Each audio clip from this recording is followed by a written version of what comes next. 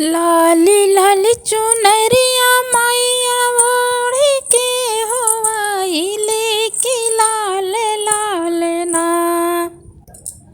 हो कि लाल लाल ना मैया पेनेली चोलवा हो कि लाल लाल ना। तुहरे स्वागत में मैया खूब भैली तैयारिया हो कि आई गइलू ना हमरे गाँवा नगरिया हो कि आई गइलू ना।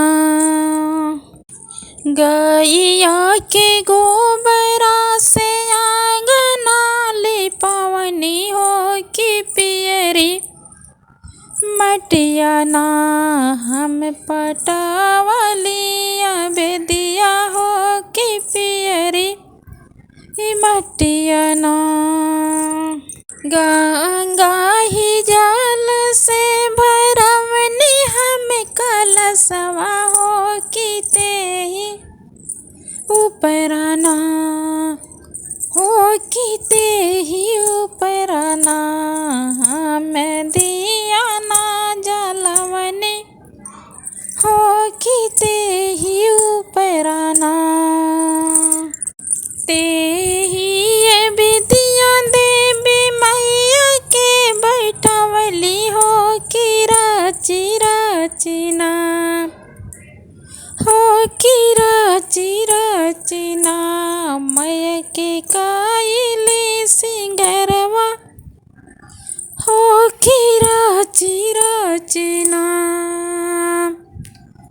लाल चुनरिया माई के लाल ही बिंदिया हो कि लाल लाल ना हो कि लाल लाल ना मैया के बाट सिंदूरवा हो कि लाल लाल ना।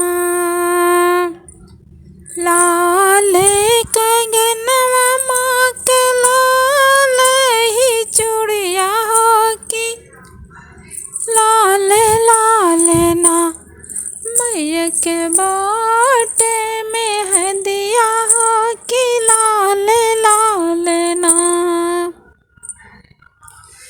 मैया के बाटे में हदिया हो कि लाल लाल ना।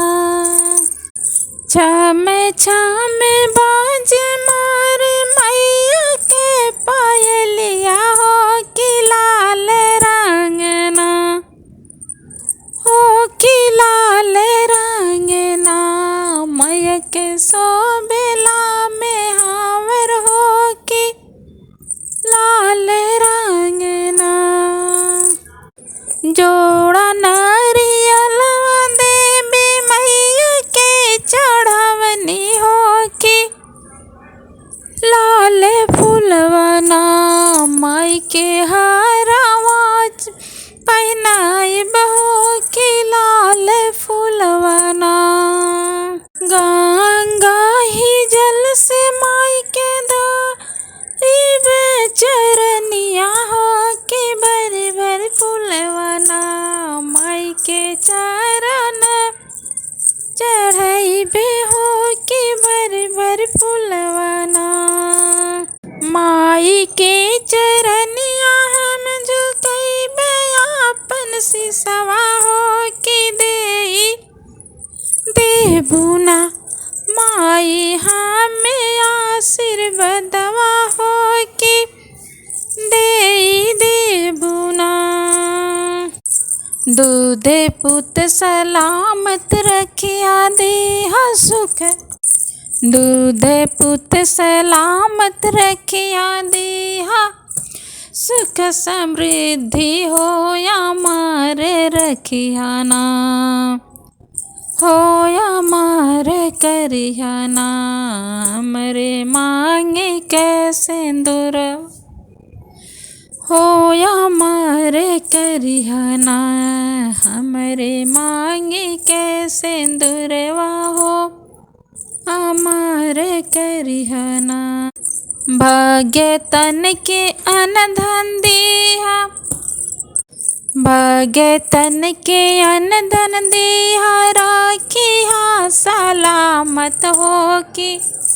भगता करना माई के जय जय करवा हो की। भगत करना मैया के जय जय करवा हो कि। भगत करना।